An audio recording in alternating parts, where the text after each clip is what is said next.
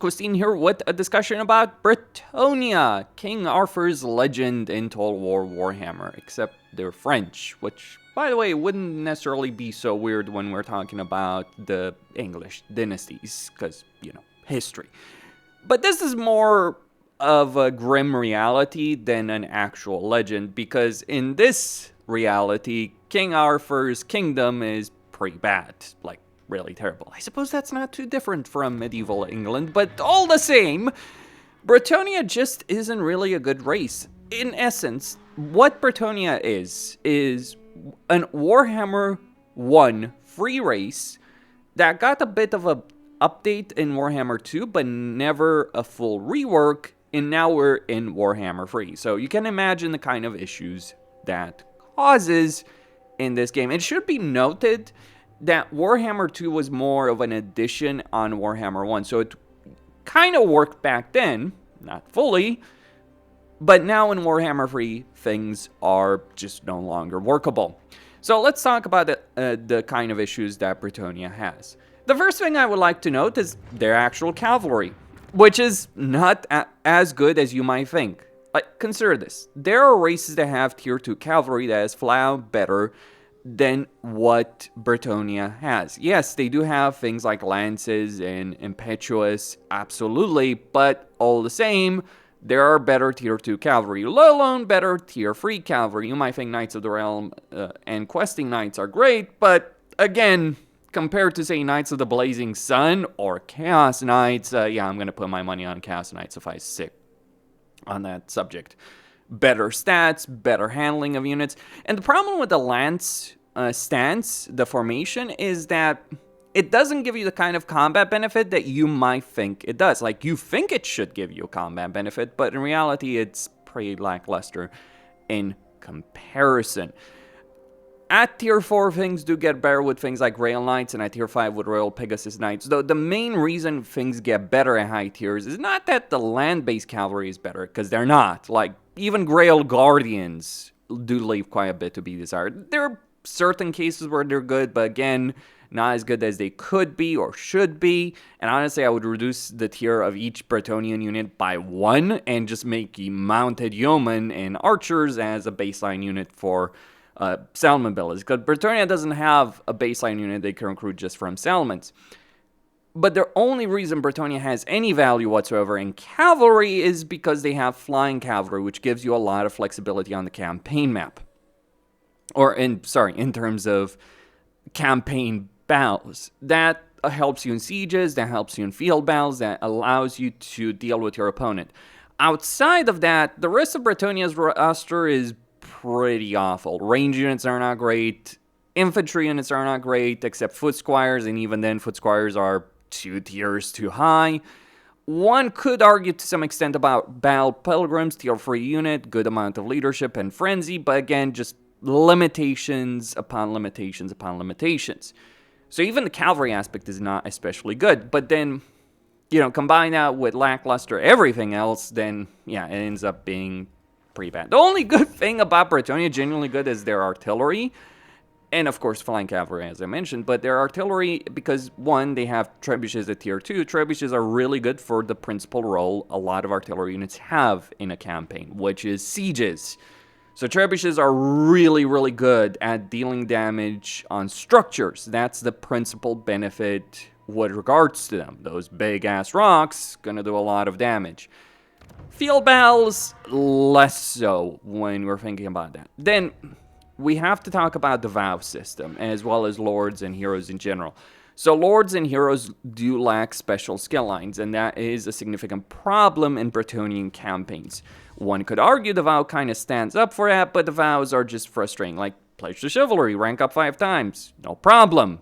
But then you have Questing Vow, which is either fight a siege battle in a desert or a jungle, or fight a battle at sea, which can be a bit questionable a lot of the times, or defeat a legendary lord of Ogre Kingdoms, Beastmen, Greenskins, or Dark Elves. And I should point out, none of the Bretonian campaigns start next to Dark Elves or next to Greenskins. There's some Beastmen around, but yeah. And Greenskins, you just got Grom, who does tend to get wiped out very quickly, and then once he's out, that's it. You don't have those kind of options.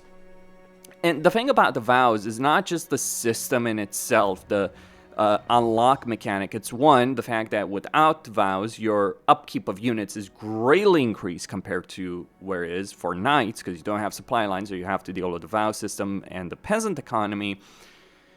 And if you, God forbid, if you forget about one of these vows, you can complete the condition and then just, well, I completed a condition, but I just forgot to manage every lord and every hero. So that ends up being frustrating. And then you have to talk about the peasant economy, because those trebuchets, peasant archers, etc., they also have their own issues, in the sense that if, say for instance, you don't have enough settlements to feed the peasant economy, you're gonna end up hurting quite a bit. So for instance, if I sell a bunch of settlements over here to Karl France, and we end up with questionable peasant economy right here, it is going to end up hurting me quite a lot in my campaign, like in terms of economic benefits as well as various other things. It does take a turn for that to update. Or maybe just takes me to take a settlement. Speaking about settlements, it's kind of a bit ridiculous, like Bretonia loses chivalry whenever they sack or raise a settlement, if it's an order settlement, but then it's it is just awkward to deal with, because on one hand you need the money because you're going to be paying out of everything for the sake of maintaining knights and recruiting knights and structures, etc. But on the flip, so you want to sack these elements, but you're losing a bit of chivalry. Mind you, it's not actually a downside. There is actually a quote-unquote negative trait that loses you chivalry every turn, but vastly increases your sacking income.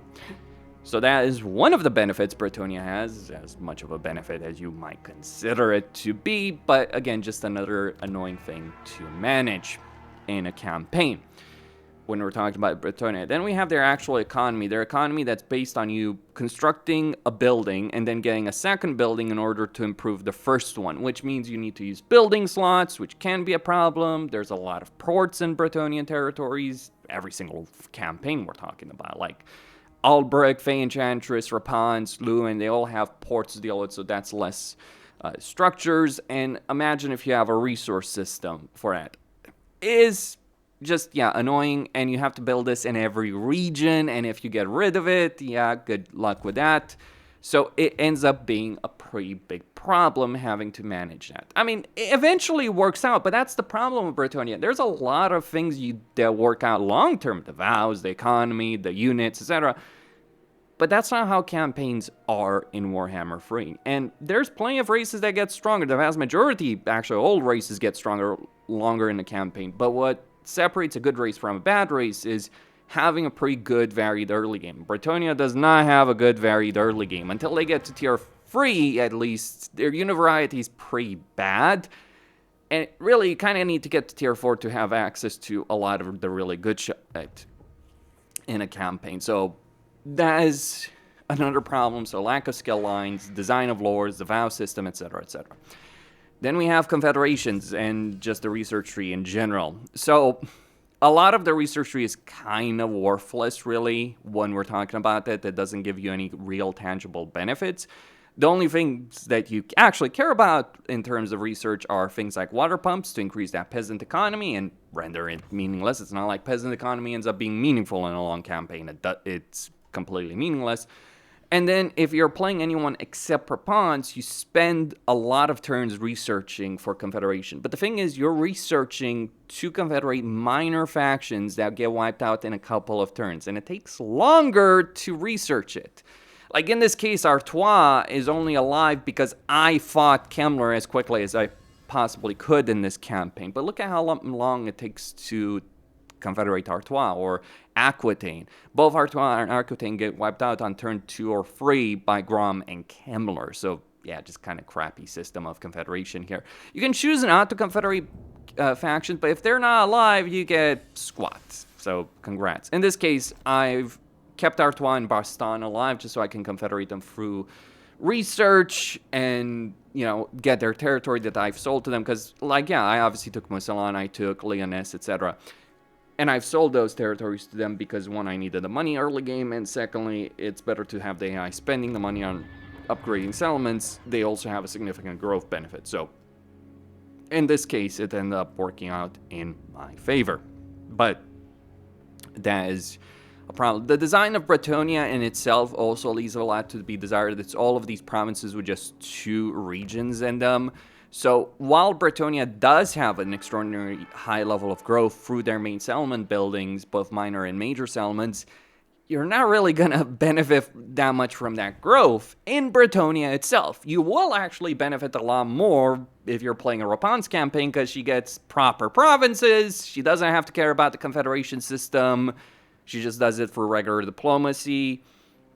She doesn't have guaranteed Confederation, but she just does it for regular diplomacy, which, yes, it has its issues, obviously so, but all the same. So Confederation needs to be improved, research tree needs to be improved, unit variety, unit tiers need to be changed. Like, if we actually look at the units, right, Pegasus Knights, they're a tier 3 unit. They should be a tier 3 unit, from my view, and, Knights of the Realm should be tier 2. Questing Knights could be tier 3, right?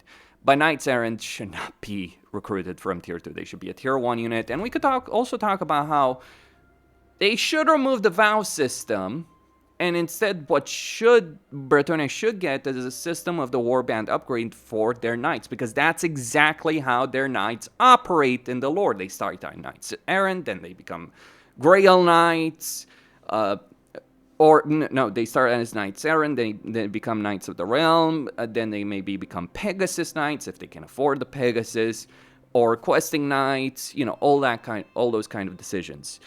And I think that system would work very, very well for Bretonia, that kind of upgrade path for their knights, as opposed to the crappy vow system we have for Lords and Heroes. Remove it from Lords and Heroes and add it to the individual knights if you want to. And just, tie it to experience. Like, if a unit is experienced, they're considered to have done their vow, maybe some benefits long term. Then we could talk about the Green Knight. Green Knight is worthless. The entire chivalry system is worthless. Like, as much as I have my issues with the WAS system, I think the idea of some kind of WAS system complete with extra armies when you do declare a WoW or an errantry war right here, or a crusade, would be very much in order for Bretonia. Set crusades, go for objectives, or maybe have multiple crusades running at the same time, different objectives, but also downsides if you ignore them, right? If you choose to go on a crusade, you gotta do a crusade until some of the goals are at least met, or you're going to suffer penalties. Maybe something like an Age of Reckoning system to some degree, though more choice-based, as opposed to it's like, oh, here's a meter you fill up by fighting foes based on a number that you don't necessarily control directly. So the entire chivalry system needs a complete overhaul. And that's really it. Like, it's just a very limited, outdated race. It's seen it in their settlement design, it's seen their research tree, it's seen their lords and heroes.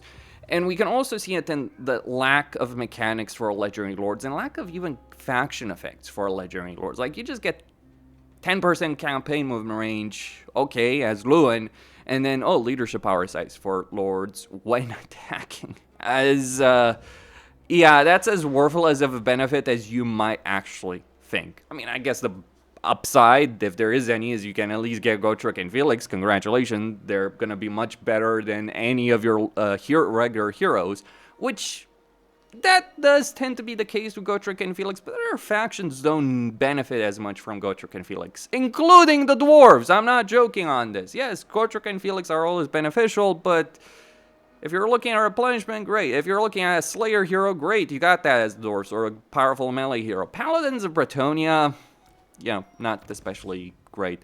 And yes, Foot Knight would be a great thing. I'm never certain why Creative Assembly decided not to allow you to dismount in combat, or just in general with Bretonian Knights. Just a really weird decision right there with regards to Bretonia.